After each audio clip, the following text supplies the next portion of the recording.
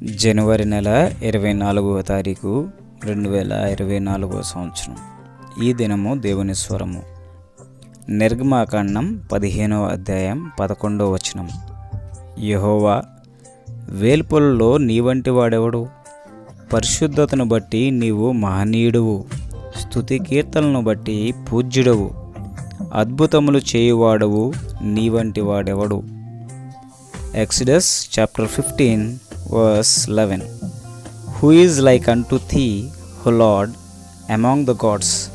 Who is like thee, glorious in holiness, fearful in praises, doing wonders? निर्गमन अध्याय 15 वचन 11. ए यहोवा, देवताओं में तेरे तुल्य कौन है?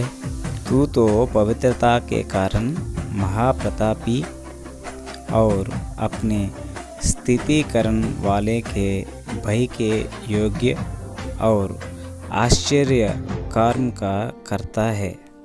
దేవుడు ఆయన యొక్క పరిశుద్ధతను బట్టి ఆయన మహనీయుడు. ఆయన పూజింపదగినటువంటి, స్తుతింపదగినటువంటి ప్రభువు. ఆయన అద్భుతాలు, ఆశ్చర్యకార్యాలు చేయగలిగినటువంటి దేవుడు. వేల్పుల్లో ఆయన వంటి వాడు ఎవ్వరూ లేరు. ఆయన మహాబలశాలి, మహాజ్ఞాని, అద్భుతములు, ఆశ్చర్యకార్యములు చేయగలవాడు. ఎలాంటి స్థితిలోనైనా, ఎలాంటి పరిస్థితుల్లోనైనా మనల్ని చేయబట్టుకుని నడిపించగలిగినటువంటి వాడు. ఇశ్రాయేలీయులను ఎర్ర సముద్రం ద్వారా ప్రయాణం చేయించాడు.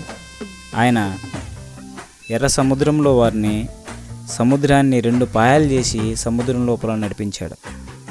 ఆకాశం నుంచి మన్నాను కురిపించి ఆహారం ఇచ్చి ఇశ్రాయేలుల 1000 మందిని ఆయన పోషించాడు. ఆయన ఆశ్చర్యకార్యాలు మనం తలంచుకుంటే, షడ్రకు, మేషకు, అబేద్నెగో అయినటువంటి ఆయన భక్తులు అగ్నిలో పడవేయబడిన వారిని కనీసం అగ్ని వాసన కూడా వాళ్ళ తల వెంట్రుకలు కూడా అంటుకోకుండా కాపాడినటువంటి గొప్ప దేవుడు. దానియేలు గారిని సింహబోన్లో వేసినప్పుడు సింహాలు ఆయన్ని ముట్టుకోలేకపోయినాయి, ఆయన దరిచేరలేకపోయినాయి. అలాంటి స్థితిలో మరి దానియేలు గారు సింహబోన్లో ఉన్న ఆయన కాపాడాడు.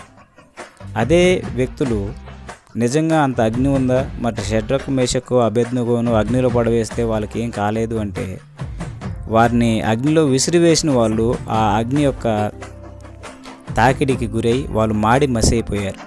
దాని యొక్క ప్రభావానికే, దాని యొక్క సెగకి, అగ్ని సెగకే వాళ్ళు మాడిపోయారు. కానీ అగ్నిలో పడవేయబడినటువంటి ఆయన భక్తులు కాపాడబడ్డారు. దానియేలు గారిని సింహబోన్లో ఉంచినప్పుడు సింహాలు ఏం చేయలేకపోయినాయి కదా అనుకుంటే, ఆ సింహబోన్లో ఎవరైతే వేయడానికి కారణమయ్యారో వాళ్ళని తీసుకెళ్లి సింహబోన్లోకి నెట్టినప్పుడు వారి ఎముకలు సైతం పిండి పిండిగా కొరికేసినాయి. కాబట్టి దేవుడు పూజ్యుడు, స్తుతి కీర్తనలు పొందదగినటువంటి దేవుడు. ఆ దేవుడిని మనం మనస్ఫూర్తిగా కొనియాడుతూ మన జీవితంలో ఆయన చేసేటువంటి అద్భుత కార్యాలను ఆస్వాదిద్దాం. ఈ లేఖనం ద్వారా మనందరం బలపరచబడుతూ ముందుకు కొనసాగుదాం. దేవుడు ఈ లేఖనం ద్వారా మనల్ని దీవించి ఆశీర్వదించును గాక. ఆమేన్. అందరికీ వందనాలు.